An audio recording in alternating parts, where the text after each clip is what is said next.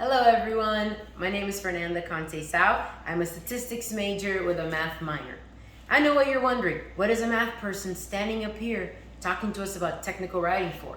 Actually, after we're done cracking all the numbers, we have to find a way to interpret it in a way that our audience, may it be the bosses or fellow coworkers, in a way that they can understand.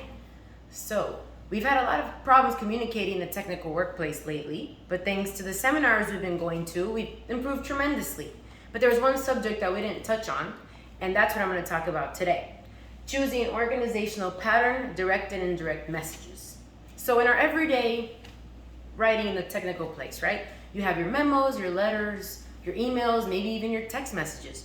But there's a way to deliver your messages in a way that might not be cruel or insensitive or too blunt. I wanted to throw some humor at you guys, but in this slide, you see the boss giving a cake that says you're laid off to his employee. Please don't do that.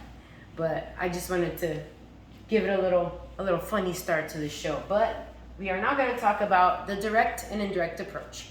The direct approach, it front loads the main point. What does that mean? That means that the main idea will be in the very beginning of the opening paragraph, either the first or second sentence. And it's blunt, it's in your face, and then the body has the details of the message further. It's for positive and day-to-day messages.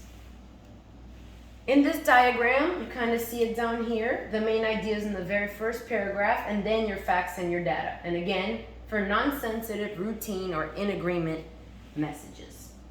And your audience is expected to be neutral or pleased or interested. And then the indirect approach is the complete opposite. Your main idea is going to be in the body of the passage. This is because we want to ease the reader, ease their frustration.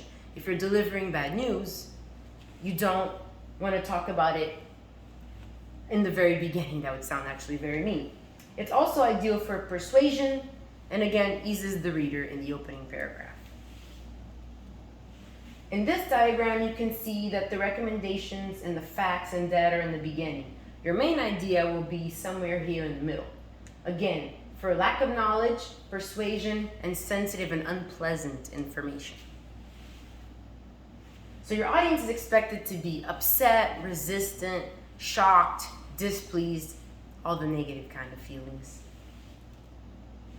So for the direct approach, these are some ideas of when you would use it. If you want to communicate about a raise, a bonus, a company trip, an award, something positive. For the indirect approach, it would be something like denying a raise to somebody, laying somebody off, firing them, maybe persuading your boss, or delivering unwanted news.